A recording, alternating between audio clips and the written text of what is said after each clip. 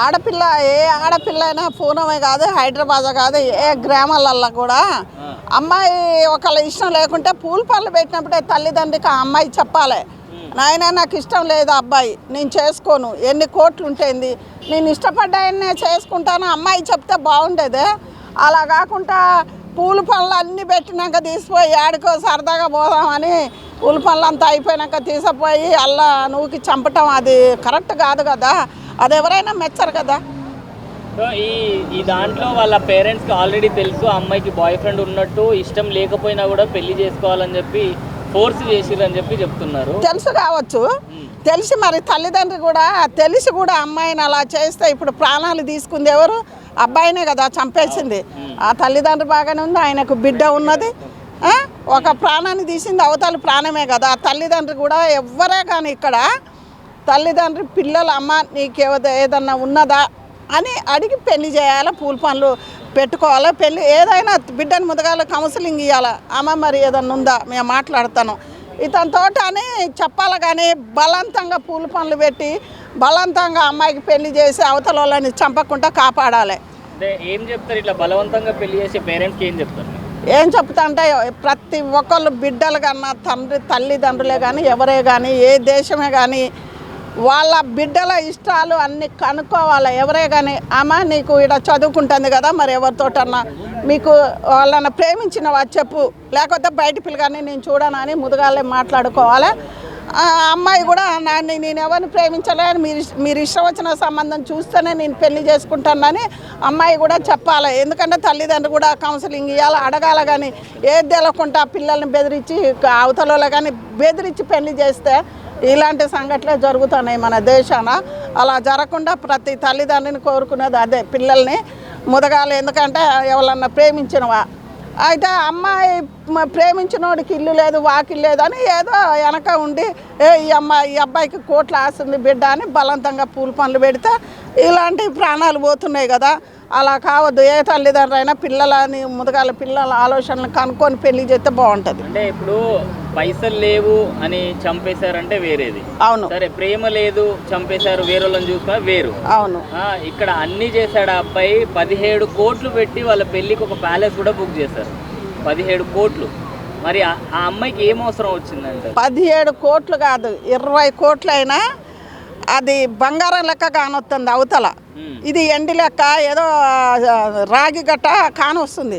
ఎన్ని కోట్లు అయితే ఆమె ఇష్టమైనోడు నాకు అతడు, నాకు ఎన్ని కోట్లైనా నా లవర్ని అది దిగదిడిపోయి అనుకున్నదో ఏదో ఆలోచన ఉంది. ఎన్ని కోట్లైనా అమ్మాయికి కోట్లు నచ్చలేదు, అవతల ప్రేమించినోన్నే నచ్చింది. తల్లిదండ్రి పరువు, మరి నా తల్లిదండ్రి పరువు ఎటు పోవాలని ఒక్కసారి ఆలోచించాలా. ఆ అబ్బాయి ప్రాణం కూడా నేను తీయకూడదు కదా.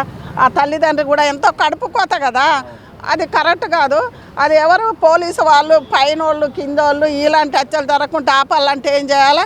అరే ఈయనని చంపేస్తే రేపు నన్ను జైల్లో పెడతారా, నా ప్రాణం కూడా పోతుందా అని ఆలోచించాలి. ఏదైనా ప్రాణాలు తీసేటప్పుడు ఎవ్వరే కానీ అని తల్లిదండ్రికి అందరికీ నేను కోరుకునేది అది ఒకటే. న్యాయస్థానాలు ఆడవాళ్ళ సైడ్ ఉన్నాయి అని చెప్పేసి ఇలాంటి అత్యాచారాలు చేస్తున్నారా వీళ్ళు? ఆడవాళ్ళకి ఎందుకున్నాయి? ఇన్ని రోజులు ఆడవాళ్ళని మగవాళ్ళు చంపలేదా?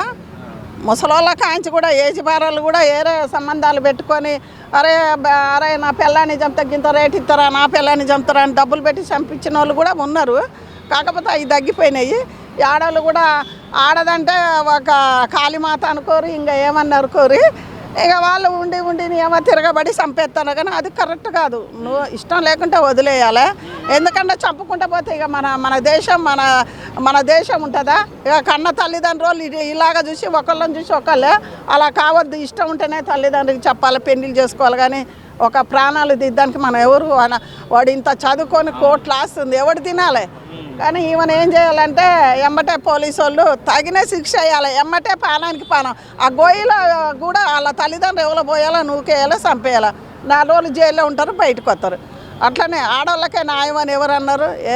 ఎవరైనా కోర్టుకు కానీ లాయర్లకే కానీ ఆడ మగ లేదు, అందరినీ సమానంగానే చూస్తుండ్రు కదా.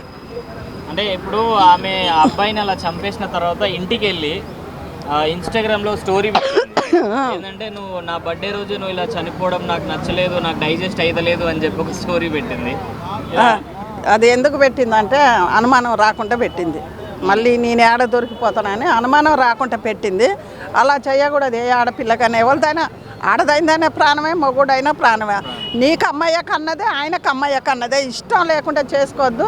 ఆ తల్లిదండ్రులు కూడా తల్లిదండ్రులు కూడా చాలా తప్పు. ముందుగా తల్లిదండ్రుని వేయాలి, పొక్కల వేసినాక ఈమెను వేయాలి. ఎందుకంటే ఒకళ్ళని చూసి ఒకళ్ళు ఇలా ఒక్కొక్కటి జరుపుకుంటూ వస్తుంది. అలా జరగకుండా మన పోలీసు శాఖ వారే కాపాడాలని కోరుకుంటున్నాను. అంటే వాళ్ళ నాన్నగారు కూడా చెప్పారు, ఈ అమ్మాయి 4-5 సార్లు చంపడానికి ట్రై చేసింది ఆల్రెడీ, చాలా సార్లు మిస్ అయ్యాడు, బట్ ఈసారి దొరికిపోయాడు వాడు అని చెప్పేసి. సో ఎట్లుంటుంది ఏంది, తల్లిదండ్రికి కూడా తెలుసులే. కానీ అమ్మాయి అంటే కోట్ల ఆస్తుంది, నా బిడ్డ చుక్కపడుతుంది అనుకుంటుంది కదా. ఎవరైనా నా బిడ్డ బాగుపడుతుంది అని వాళ్ళు పెళ్లి చేసారు. కానీ ఎవరు ఇష్టాలు కనుక్కొని పెళ్లి చేయాలా? ఈ దేశాల మీద ఎవరిని అట్ట చేయొద్దు. ఒక అమ్మ కొడుకుని చంపొద్దు, మీరు చావద్దు, వాళ్ళని చంపొద్దు. ఏదన్నా ఉంటే ఉన్నది చెప్పుకోవాలి. ఎవరు చక్కిన వాళ్ళు బతికితే బాగుంటుంది. ఇట్లా చంపుకుంటూ పోతే మరి ఆడమోగన్నది ఎక్కడన్నా మిగులుతుందా మన దేశాన? అదొక్కటి ఎవరైనా ఆలోచించాలని ప్రతి ఒక్క తల్లిదండ్రినే కానీ పిల్లలే కానీ పెద్దల ఆడమ్మాయిలు కూడా మీరు ఇలా చేయకు, ఇలా చేసింది కూడా కరెక్ట్ కాదు. ఎందుకంటే మాగ చంపిన అందానికి ఎక్కడుంది స్థానం? ఎందుకంటే ఇంకా పెళ్ళే కాలేదు కదా. ఆ పిల్లని పెళ్లి చేసుకొని అది లేదు ఇది లేదని అమ్మాయిని కష్టపెడుతుంటే నేను చూడలేక చంపేసిందని చెప్తే అది ఒక పాయిద, కానీ అది కూడా లేదు.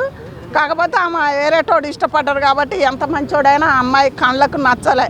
నా కళ్ళకు ఆయన బంగారం కానొస్తుంది.